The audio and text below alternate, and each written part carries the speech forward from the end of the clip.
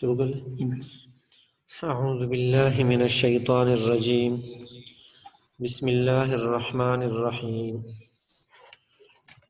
ایاک نعبد و ایاک نستعین، اہدنا الصراط المستقیم، ذلک ھدی اللہ یہدی بہ من یشاء من عبادہ، وتوبوا الی اللہ جميعا ایھا المؤمنون،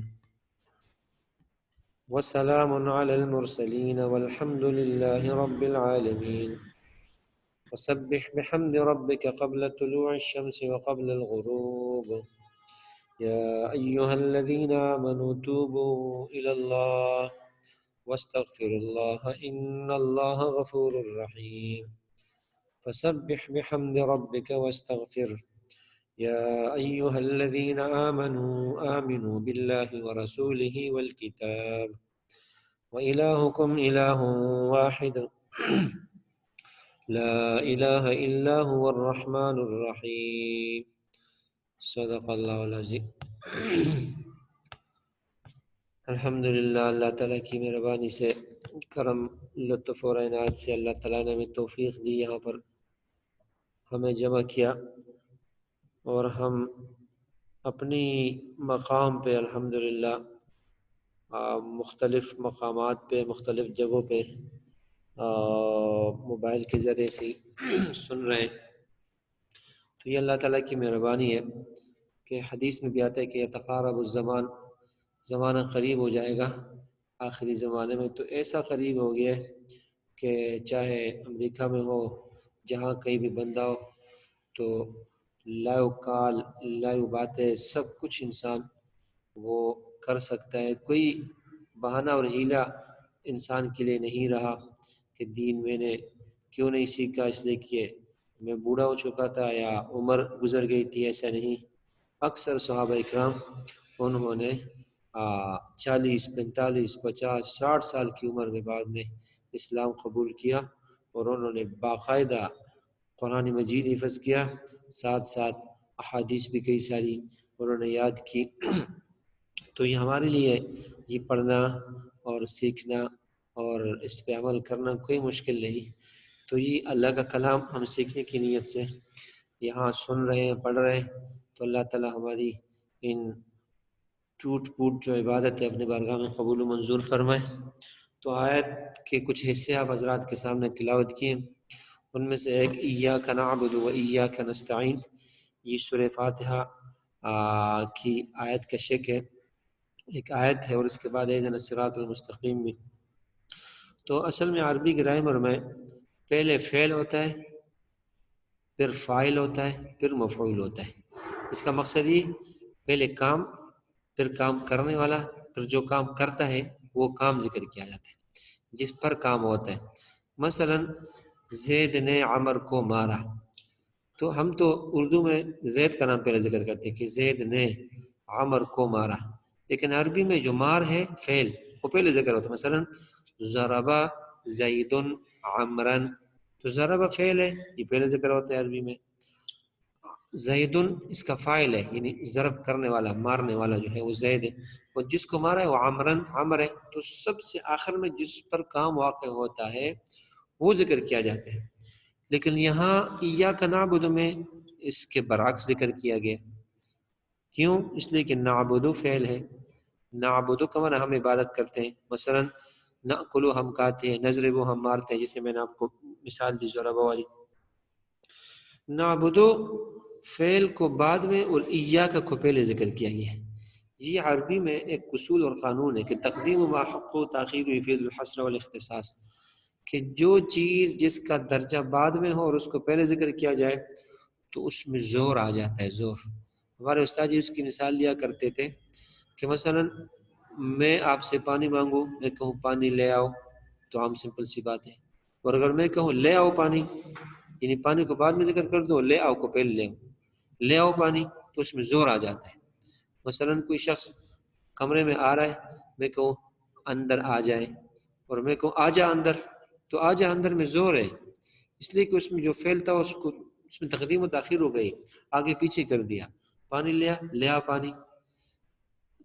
تو اس طرح کے الفاظ سے معنی میں زور آ جاتا ہے، ایک قسم کی مضبوطی آ جاتی ہے۔ تو یہاں بھی ایسا ہی ہے کہ نعبدک تھا اصل میں، نعبدک ہم آپ کی عبادت کرتے ہیں، نعبد فعل، ضمیر اس کا فاعل اور کھا مفعول ہے، تو ایسا ہونا چاہیے تھا، لیکن اللہ تعالیٰ نے ایاکا جو آخر میں نعبدک وہ یہاں ایاکا کو ظاہر کر دیا ہے، تو اس میں زور آ گیا ہے۔ ہم جو اس کا معنی کرتے ہیں خاص تیری عبادت کرتے ہیں، تو یہ خاص کہاں سے آ گیا؟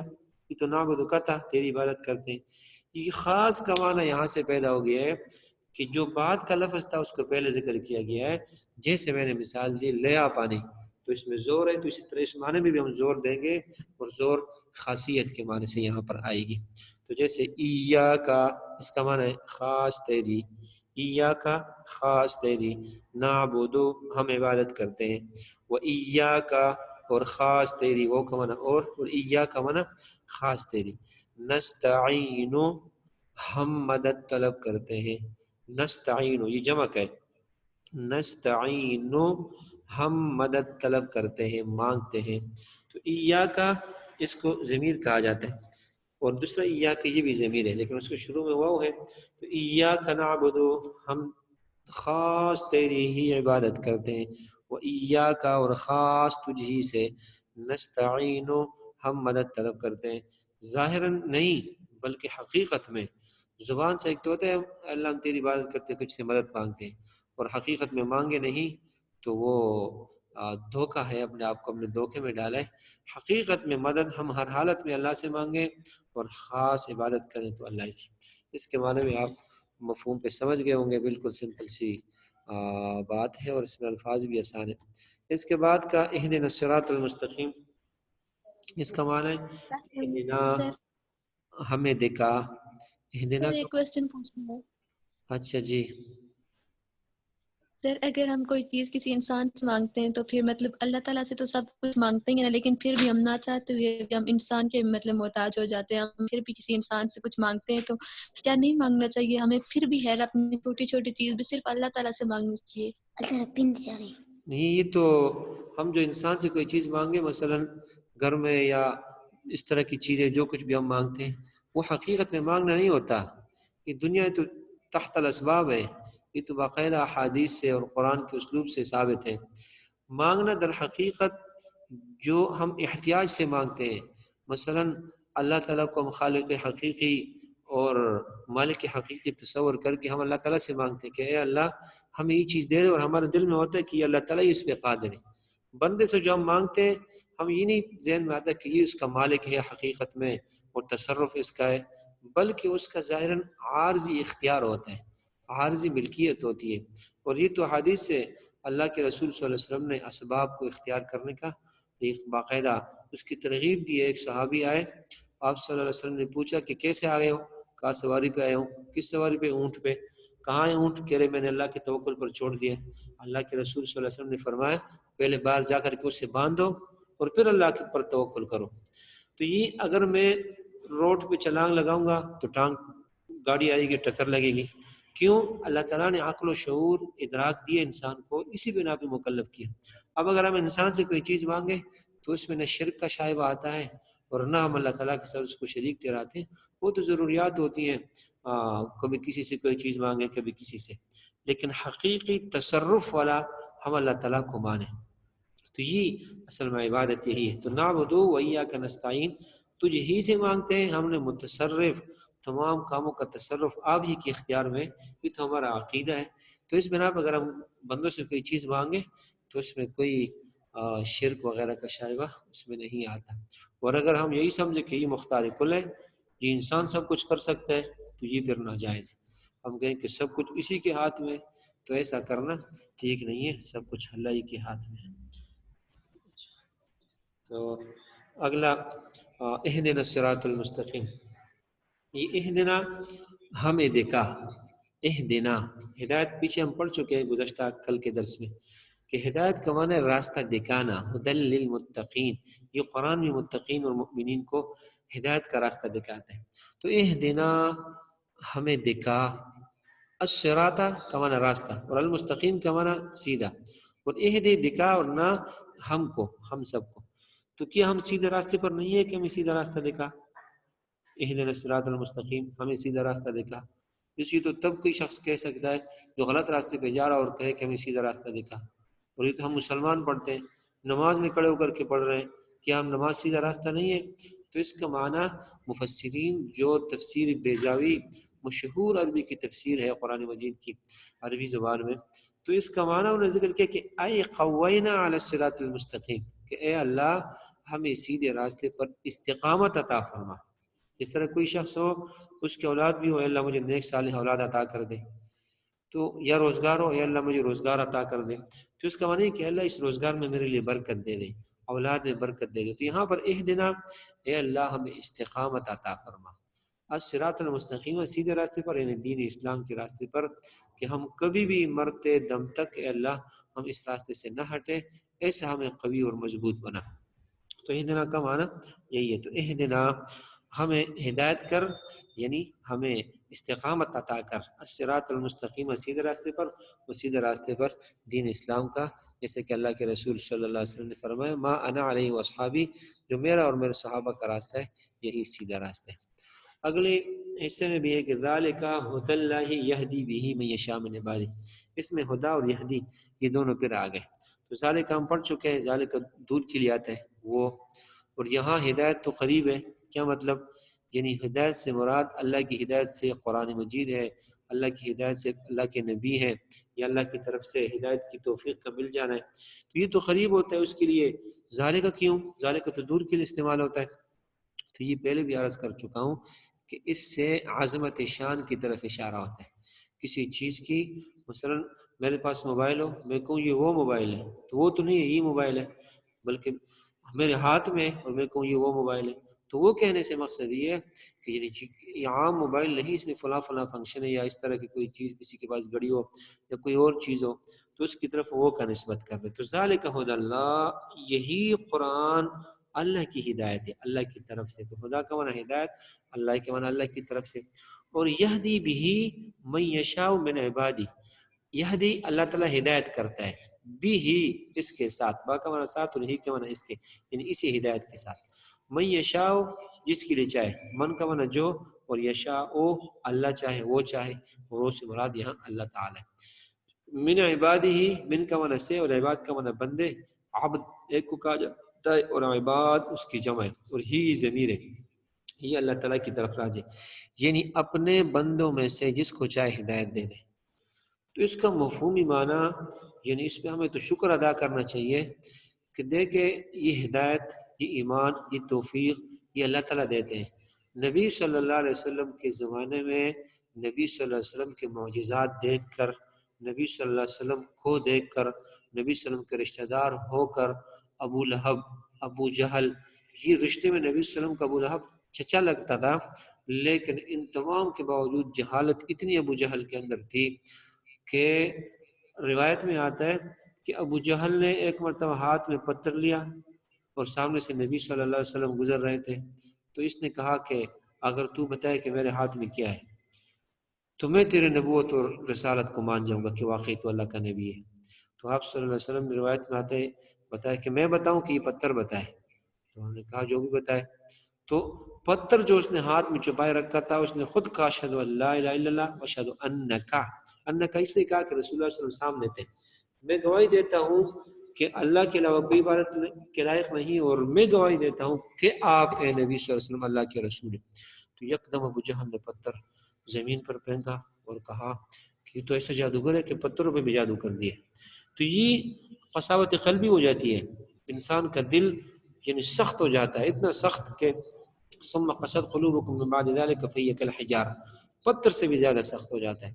تو ہمیں اللہ تعالیٰ نے اسلام کے لیے چنا، دین کے لیے چنا، یہ اللہ کی مہربانی ہے۔ تو یہدی بہ من یشاء من عبادہ، اپنے بندوں میں سے جس کو چاہے اللہ تعالیٰ اس قرآن کی، اس اسلام کی، اس دین کی ہدایت دیتا ہے، یعنی اس کی طرف لے آتا ہے۔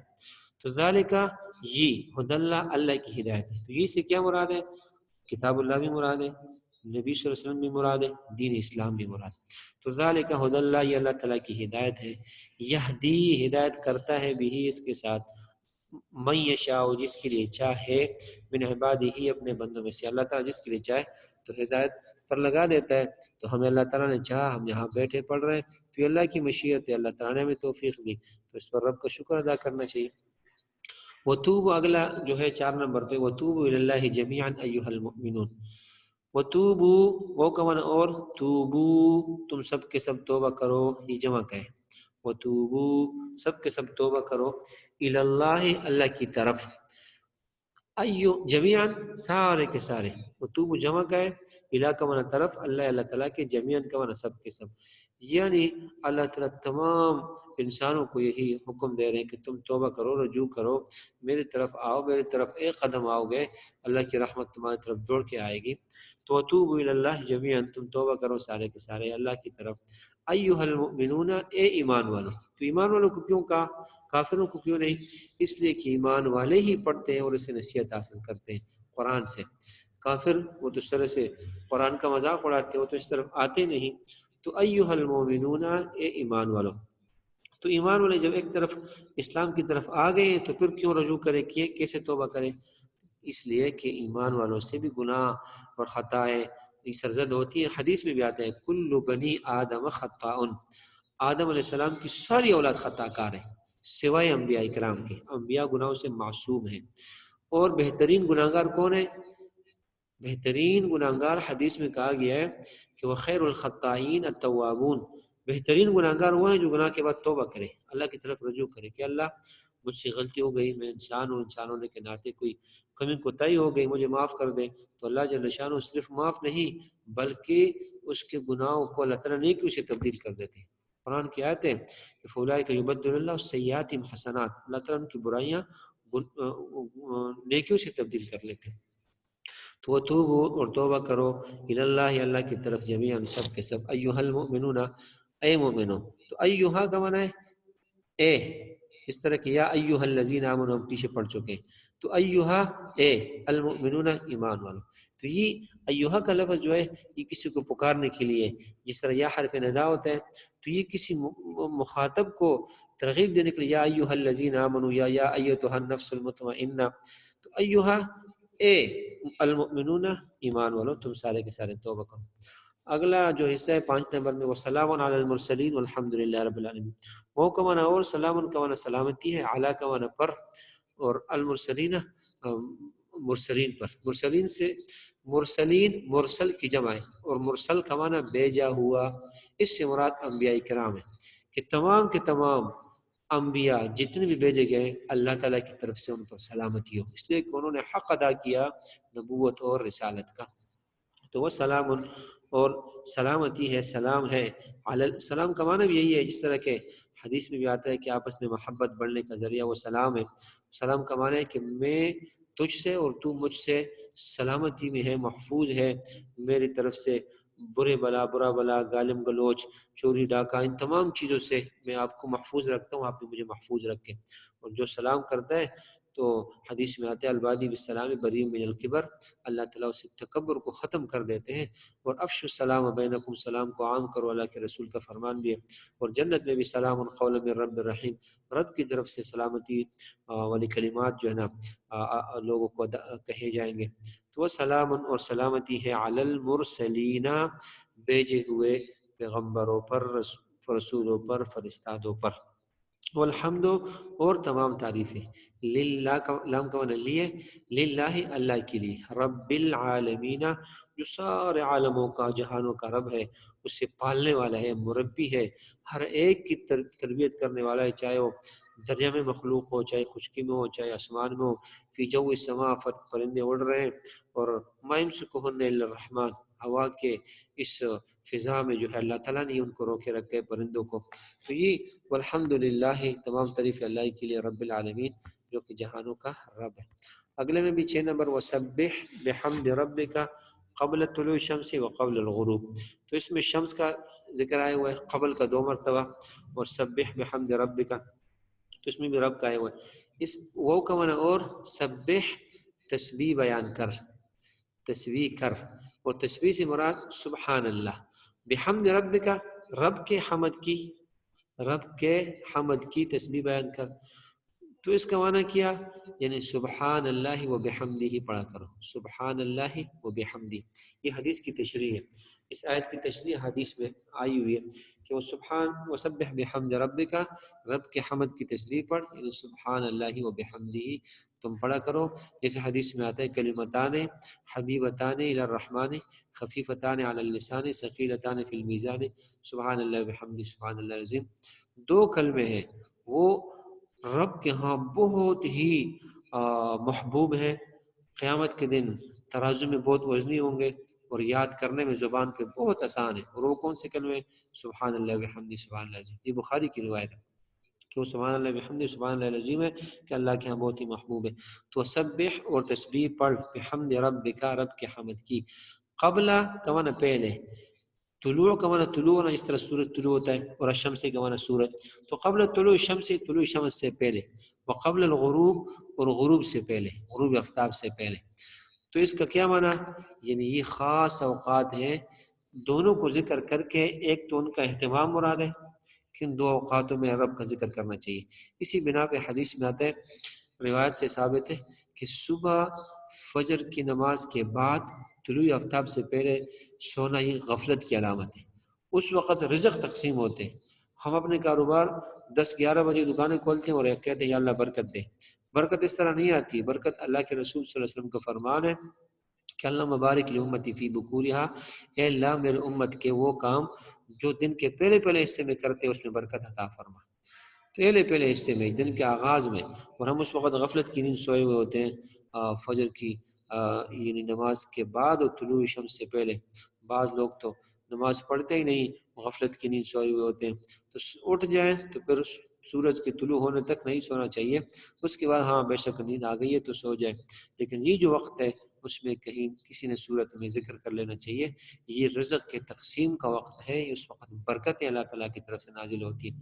تو قبل طلوع شمس، طلوع شمس سے پہلے، سورج جب طلوع ہوتا ہے ظاہری بات ہے، طلوع جب ہو جائے تو پہلے شاق کا ٹائم داخل ہو جاتا ہے، اور اس سے پہلے فجر کی نماز کا ٹائم ہوتا ہے، تو اس وقت فجر کی نماز سے لے کر سورج کے طلوع ہونے تک نہیں سونا چاہیے۔ وقبل الغروب، اور غروب سے پہلے، تو عصر کی نماز کے بعد بھی آپ نے سنا ہوگا کہ نہیں سونا چاہیے، اس سے بدن میں پھر کاہلی سستی آتی ہے ہمیشہ کے لیے، انسان وقت سے پہلے بوڑھا ہو جاتا ہے۔ تو یہ اوقات بھی ذکر و تسبیح و تحمید کے ہیں پڑھنے کے، تو تسبیح پڑھ اپنے حمد کے، رب کے حمد کی، قبل طلوع شمس سے، طلوع شمس سے پہلے یعنی سورج کے طلوع ہونے سے پہلے، وقبل الغروب، اور غروب سے بھی پہلے، یہ بابرکت اوقات ہیں۔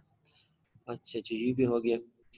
اگلے 7 نمبر پہ یا ایھا الذین آمنوا توبوا الی اللہ، اس میں بھی توبہ کا ذکر ہے۔ تو یا ایھا الذین، یہ ہم پڑھ چکے ہیں، اے وہ لوگو، آمنو جو ایمان لا چکے ہو، تو یا کا معنی اے، ایھا کا معنی یہ حرف خطاب ہے مخاطب کے توجہ اپنی طرف کرانے کے لیے، ایھا اے الذین وہ لوگو، آمنو جو ایمان لائے ہو، توبو تم سارے کے سارے توبہ کرو، الی اللہ اللہ تعالیٰ کی طرف، یعنی رجوع کر لو اللہ تعالیٰ کی طرف، جو کچھ گناہ ہو چکے ہیں، اور توبے کا ذکر قرآن مجید میں کئی مرتبہ آتا ہے، حدیث میں آتا ہے کہ التائب من الذنب کمن لا ذنب لہ، جو شخص گناہ سے توبہ کر لے وہ ایسا صاف ہو جاتا ہے جیسے اس نے گناہ کیا ہی نہ ہو، لیکن صدق دل سے توبہ ہو، اس میں عزم یہی ہو کہ آئندہ کے لیے میں ایسا گناہ نہیں کروں گا، اگرچہ پھر بھی صدور ہو جائے انسانیت کے ناطے، لیکن پھر بھی اللہ تعالیٰ کی طرف سے رحمت کی امید انسان کو رکھنی چاہیے، اللہ تعالیٰ معاف کرنے والے۔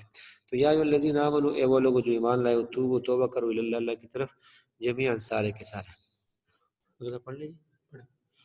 تو واستغفر اللہ ان اللہ غفور الرحیم، بالکل یہ بھی آسان ہے، واستغفروا تم بخشش طلب کرو، مغفرت طلب کرو، یعنی یہ پڑھو کہ اے اللہ ہمارے گناہ معاف کر دے، اے اللہ ہمیں معاف کر دے، ہماری تقصیرات معاف کر دے، اس کو استغفار کہا جاتا ہے۔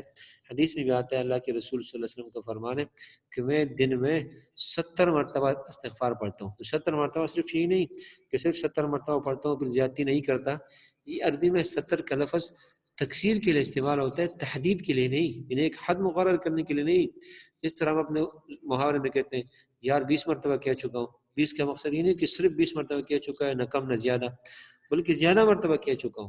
تو استغفار آپ صلی اللہ علیہ وسلم کئی مرتبہ پڑھا کرتے تھے. تو واستغفرو، تم استغفار پڑھو اللہ اللہ تعالیٰ کی، یعنی اللہ تعالیٰ سے بخشش طلب کرو. اور ان اللہ غفور رحیم اس لیے کہ اللہ تعالیٰ بخشنے والے رحم کرنے والے. تو ان اللہ یقیناً اللہ تعالیٰ، ان کا معنی ہوتا ہے بے شک یقیناً اللہ اللہ تعالیٰ غفور بخشنے والے اور رحیم رحم کرنے والے. صرف گناہ معاف نہیں کریں گے، ساتھ رحم بھی کریں گے، اور رحمت کا تقاضا اللہ تعالیٰ کا یہ کہ جنت بھی عطا کریں گے. یہ بالکل سمپل صحیح بھی ہے. اس میں بھی استغفار کا اور تسبیح کا ہے، یہ تو اوپر ہم پڑھ چکے ہیں. فسبح اوپر تھا، اوپر کیسے جمع کا تھا کہ مفرد کا؟ یہ جو اوپر گزر چکا ہے. ہاں وسبح وہ بھی مفرد ہے کہ تسبیح پڑھ، یہاں بھی مفرد ہے. فسبح فا کا معنی پس، سبح تسبیح پڑھ، بحمد ربک اپنے رب کی حمد کی، یعنی سبحان اللہ بحمدی. اور واستغفرہ اور رب سے استغفار مانگ، واستغفر اور بخشش مانگ ہو اس سے. تو ہو کی ضمیر اللہ تعالیٰ کی طرف راجع ہے. تو واستغفر ہو اور استغفار طلب کر ہو اس سے. تو طلب کس کا معنی آ گیا؟ یہ فعل کے شروع میں جب سین آ جاتا ہے تو پھر اس میں طلب کا معنی آ جاتا ہے. تو واستغفر ہو اور اس سے مغفرت طلب کر، اس سے مراد اللہ تعالیٰ سے، اللہ تعالیٰ کی ذات سے بخشش اور مغفرت طلب کر.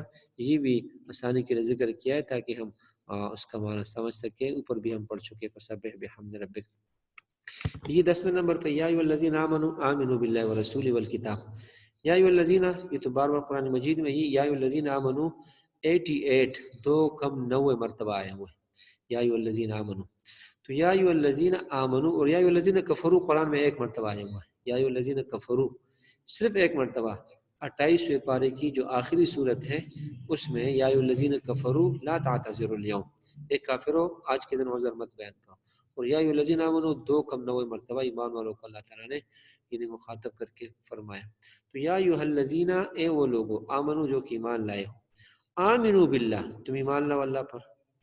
جب ایمان لائے تو پھر کیسے ایمان لائے؟ مثلا میں مسجد میں بیٹھا ہوں، میرے ساتھ ساتھی بیٹھے ہوئے، میں اس کو کہوں مسجد آ جاؤ، تو جب آلریڈی آیا ہوا ہے تو پھر کیسے آ جائیں؟ تو اس کا معنی یہ ہے کہ اے وہ لوگوں جو زبان سے ایمان کا اقرار کر چکے ہو، دل سے بھی مسلمانوں والے کام کرو، دل سے بھی اقرار اور اللہ کی وحدانیت کو تسلیم کرو. یعنی جو ظاہراً اقرار کر چکے ہو دل سے بھی ایمان لے آؤ. یہ نہیں کہ زبان جب خرچ اس طرح کر رہے ہو اور کام ایمان والوں والے نہیں ہے. تو یا ایھا الذین آمنو، اے وہ لوگ جو ایمان لا چکے ہو زبان سے. آمنو باللہ تم اللہ پر ایمان حقیقت میں لے آؤ، ورسولہ اور اس کے رسول پر بھی، والکتاب اور قرآن مجید پر بھی ایمان لے آؤ. جو قرآن کہتے ہیں اسے مانو، جسے روکتے ہیں اسے بعد آ جاؤ. تو یا ایھا الذین، اے وہ لوگ آمنو جو ایمان لے آؤ، آمنو تم ایمان لے آؤ، باللہ اللہ پر، ورسولہ اور اللہ کے رسول پر، ہی کی ضمیر بھی اللہ کی طرف راجع، والکتاب اور کتاب پر یعنی قرآن مجید پر بھی ایمان لے آؤ. تو یہ بھی انشاءاللہ آپ سمجھ گئے ہوں گے. اور آمنو اس لیے کہا ہے کہ زبان سے ایمان لانے والوں دل سے بھی ایمان لے آؤ، یا ظاہری ایمان لانے والوں حقیقت میں بھی ایمان لے آؤ. وَإِلَٰهُكُمْ إِلَٰهٌ وَاحِدٌ لَا إِلَٰهَ إِلَّا هُوَ الرَّحْمَٰنُ الرَّحِيمُ. 11ویں نمبر پہ، اور میرے خیال سے یہ آخری ہے. تو اس میں اس کا ترجمہ یہ ہے کہ وَإِلَٰهُكُمْ اور تمہارا معبود، وہ کا معنی اور، الہ کا معنی معبود، کم کا معنی تمہارا. الہ الہ معبود ہے، واحد ایک ہی. الہ کا معنی معبود، واحد کا معنی ایک. تمہارا معبود ایک ہی معبود ہے، اس کے ساتھ کسی کو نہ ذات میں نہ صفات میں شریک نہ ٹھہراؤ. لا الہ نہیں، لا کا معنی نہیں، الہ کا معنی معبود، الا کا معنی مگر، ہوا کا معنی وہی، نہیں کوئی معبود مگر وہی. هو الرحمن وہی اللہ تعالیٰ رحمان ہے یعنی مہربان، اور الرحیم و رحم کرنے والا. یا رحمان عام رحم کرنے والا، اور رحیم کا معنی خاص رحم کرنے والا. کہ دنیا میں اللہ جل شانہ کافر پر بھی رحم کر رہے ہیں، مشرک پر بھی، کتے پر بھی، سارے پر. اور آخرت میں اللہ کا رحم خاص ایمان والوں کے لیے ہوگا. تو الہکم اور تمہارا معبود، الہ واحد ایک ہی معبود ہے، لا الہ الا ہو نہیں کوئی معبود مگر وہی ہے. الرحمن جو کہ بڑا مہربان ہے، اور رحیم رحم کرنے والا ہے. ایک سوال ہے کہ جی، فجر کی نماز پڑھنے کے بعد سو سکتے ہیں کہ نہیں سو سکتے؟ فجر کی نماز کے بعد اشراق تک نہیں سو سکتے. ویسے اگر کسی کو کوئی بیمار ہو تو بے شک سو سکتا ہے، یا اگر کوئی ایسا شخص ہو جس پر نیند کا شدید غلبہ ہو، رات کو سویا نہیں کسی کام کاج کی وجہ سے، تو سو سکتے ہیں. لیکن وہ تھوڑی دیر انتظار کر لے اشراق تک، زیادہ نہیں ہوتا، کم از کم آدھا گھنٹے سے 40 منٹ تک ہوتا ہے. تو نماز کے بعد تلاوت وغیرہ کر لے، سورہ یاسین پڑھ لے، یا ویسے جاگتا رہے، اور جو ہی سورج طلوع ہو جائے، اگر اشراق کی نماز نہیں پڑھتا تو بے شک نہ پڑھے، اس کے بعد سو جائے. اس لیے کہ یہ جو ٹائم ہے اس میں روایت میں بھی آتا ہے کہ شیطان نکلتا ہے ایک طرح کا، اور رزق تقسیم ہوتے ہیں، برکت کا وقت ہوتا ہے. تو اس میں انسان کو غفلت کی نیند سونا نہیں چاہیے، کوئی ذکر وغیرہ میں لگا رہنا چاہیے. ہاں بیمار ہے یا کوئی تھکا ہوا ہے، یا رات کو جس کی ڈیوٹی تھی اور صبح سویرے نماز پڑھا، مثلاً آج کل 5:36 پہ ٹائم داخل ہوتا ہے، 5:40 پہ نماز پڑھی اور پھر سو گیا، تو پھر سو سکتا ہے مجبوری کی صورت میں. اور اجا کا کیا مطلب؟ ایا کا معنی خاص تیری، ایا کا خاص تیری. یہ خاص کہاں سے آ گیا؟ یہ لفظ بات کا تھا، اس کو پہلے لایا گیا. جیسے میں نے پہلے ان کو بتایا کہ مسجد میں بیٹھوں، میں کہوں لے آؤ پانی لے آؤ، اور لے آؤ پانی، اس میں فرق ہے. پانی لے آؤ عام بات ہے کہ پانی لے آؤ، اور لے آؤ پانی اس میں زور ہے، یعنی اس میں قسم کی تاکید ہے کہ ضرور لے آؤ. تو اسی طرح نعبدو کا تھا، اس کا کو ایا کا لا کر کے ضمیر بارش سے ظاہر بنا دیا، بالکل یعنی ظاہر کر دیا، اس کو مقدم کر دیا. تو اس میں ایک قسم کا زور آ جاتا ہے معنی میں کہ ایا کا خاص تیری نعبدو، ہم عبادت کرتے ہیں. اور اجا کا کیا؟ اجا کا لفظ ایا یہ خاص کے لیے آتا ہے. خاص. مثلا آپ کے پاس موبائل ہے تو میں کہوں گا ایا کا، یہ خاص تیرا ہے. اور اگر میرے پاس ہو تو ایا خاص میرے لیے، اور اگر ہم سب کا ہو تو ایانا. اجا کا ہاں مطلب یہ خاص کے لیے استعمال ہوتا ہے. ٹھیک. ایا ایانا، ایاک ایاکما ایاکم، یہ سب واحد تثنیہ جمع مذکر مؤنث کے لیے استعمال.